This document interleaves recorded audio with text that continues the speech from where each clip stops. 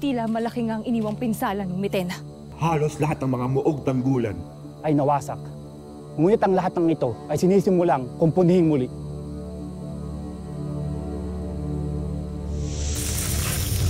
Mahal na Han, wag! Hindi ako naparito upang gumawa ng gulo. Ako ay naparito upang magbigay ng babala na aking nakita sa aking mga mata.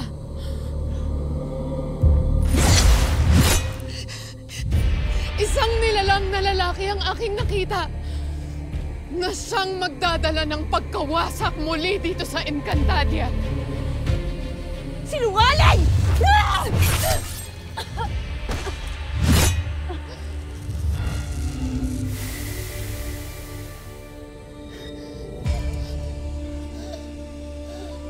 Kusang gumaling ang kanyang sugat, mahal na Hara!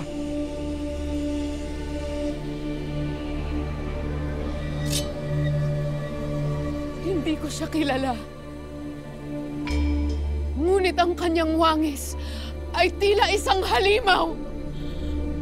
Mabagsik, mapaninlang, at siya ang aking nakikita na magdadala ng pagkawasak sa 4 na kaharian ng Encantadia.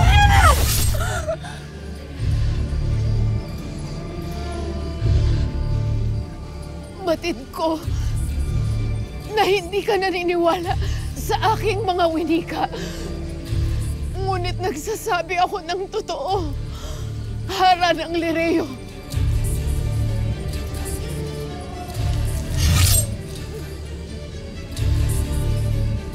Mahal na Hara, tila hindi siya namamatay pa. Kahit paslagin ko pa siya ng paulit-ulit, hindi ako magsasawa. Kailangan niyong maghanda! Mitena!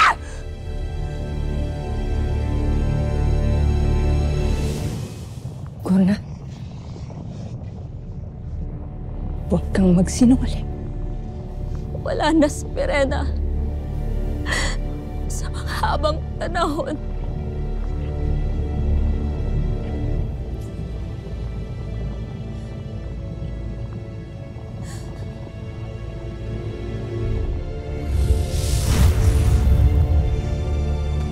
Pirena, anak ko, bilang iyong ama, iniuutos ko sa iyo. Sa kahuli-hulihang pagkakataon ay baguhin mo ang iyong pasya. At handa akong ibigay sa iyo ang lahat ng iyong hiling. Kahit na ang pagiging reynang muli ng Encantadia ay pagkakaloob ko sa iyo, sumama ka lamang sa akin.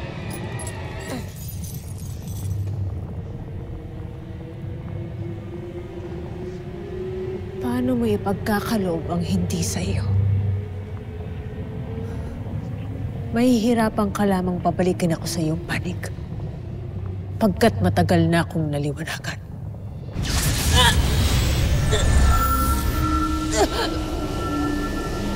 Panginoon! Gusto na! Sumahimik ka! Ayaw mo, ikaw ang sumunod.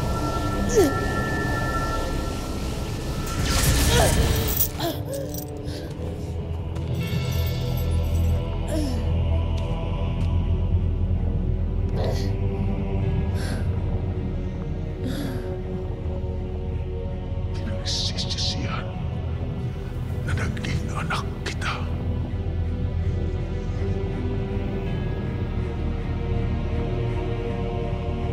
Hindi na karapat-dapat na mabuhay ang iyong Evdre!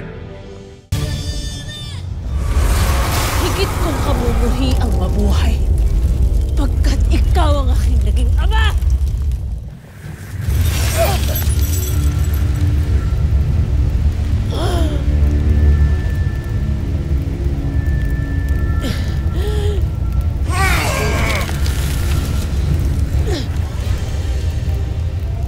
Hindi kayo magtatagumpay sa inyong mga maiitim na balak. Hindi mawawala ng Encantadia ng mga bayanit na kapagligtas na lalaban sa dilim.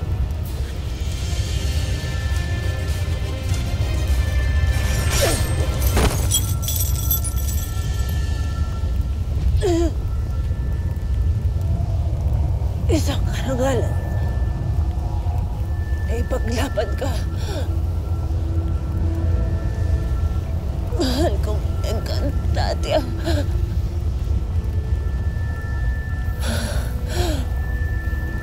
Ang aking tahanan.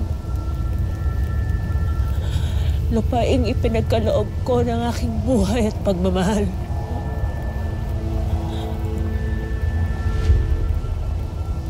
At sa aking mga kapatid, Elena at Amihan,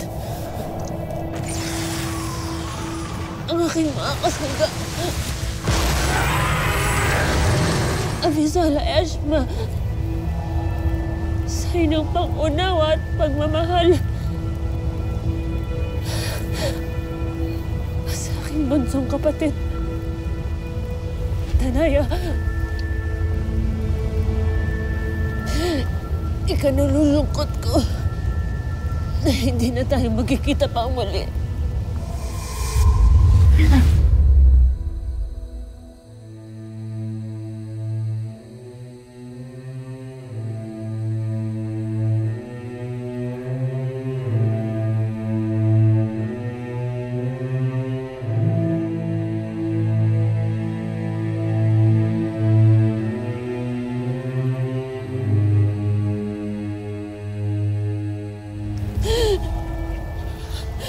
Huwag mong pababayaan ang aking mga anak.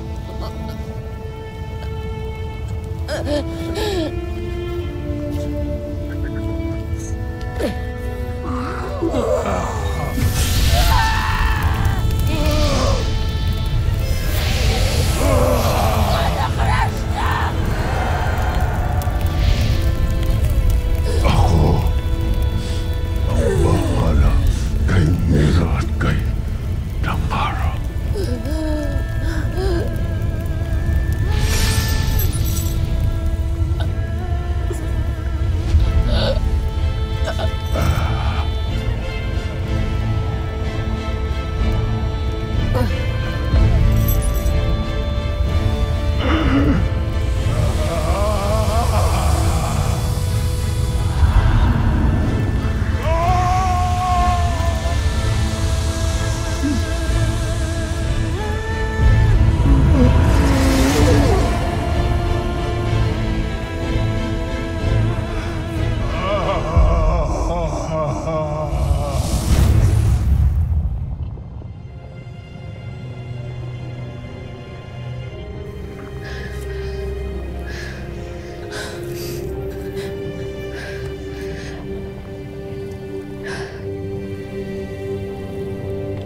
Mira.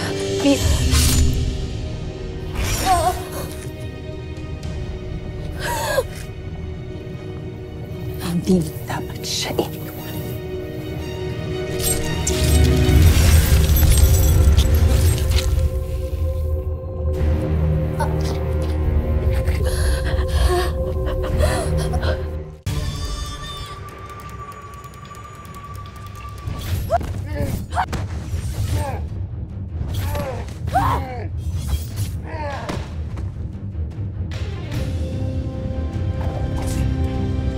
Gamitin na lamang natin ang ating mga brilyante upang matukoy Kung nasan ang masamang bathala. Magandang mungkahi. Mga brilyante, tulungan ninyo kami na hanapin ang kinaroroonan ng masamang bathala.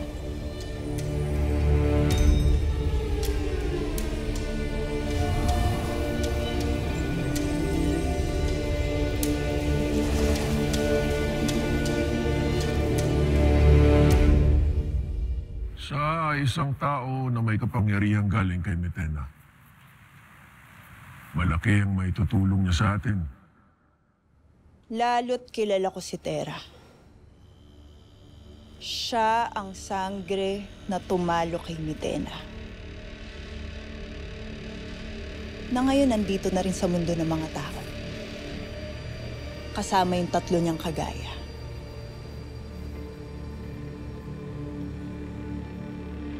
Para kalabanin ka, Panginoon. Si Dea. Narito si Dea.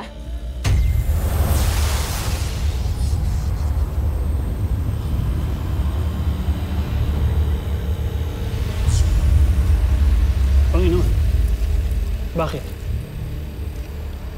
Ginagamit nila ang kanilang kapangyarihan upang hanapin tayo. Ngunit hindi sila magtatagumpay.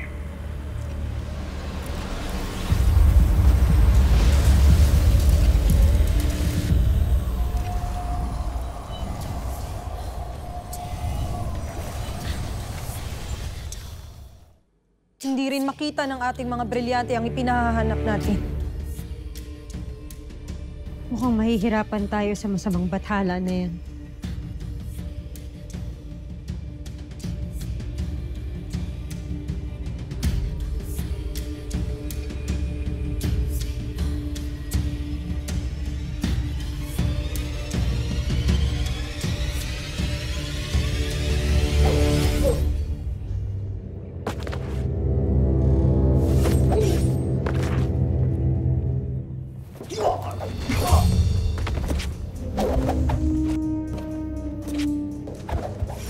Bathala! Bigyan mo ako ng karagdagang kapangyarihan na makita ko ang kaway!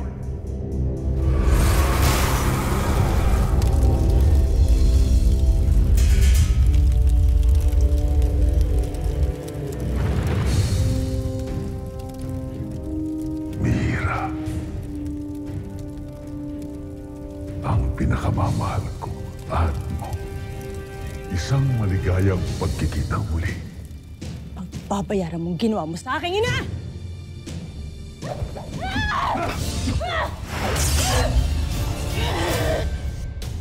Lira,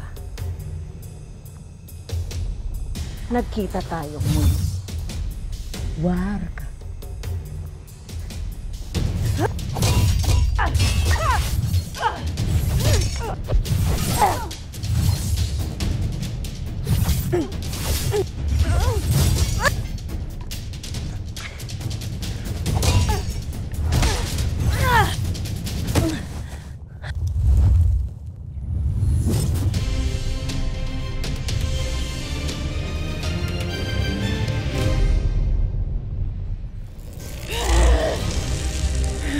Mira, pinapahanga mo ako pero hindi natin kailangan maglaban.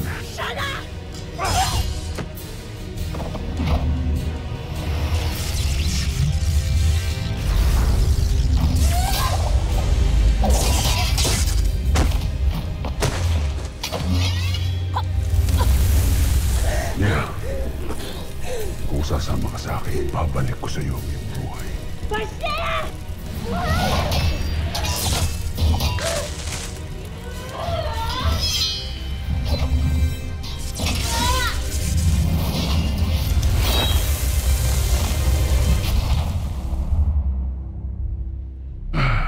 Huwag mong tularan ang iyong ina. Kung susundin mo ang ibig ko, makukuha mo ang lahat ng iyong gusto. Isa lang ang kailangan ko. Ang katarungan para sa aking nana!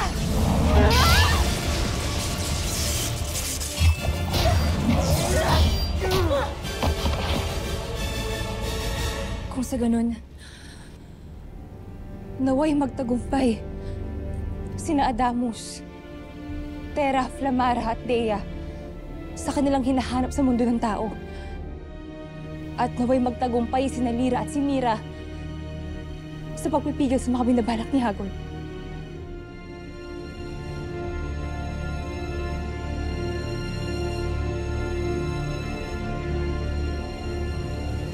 Katulad ka rin ng iyong ina.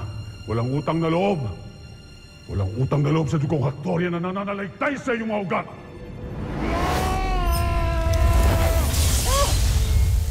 Lyra. Mismo ako.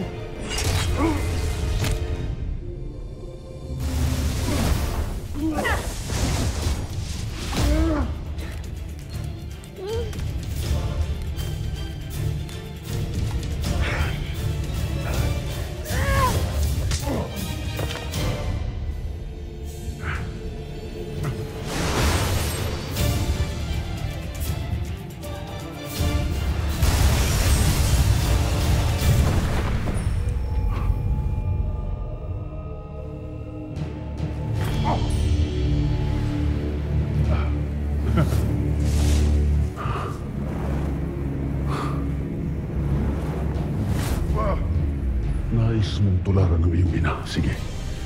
Sumunod ka sa kanya.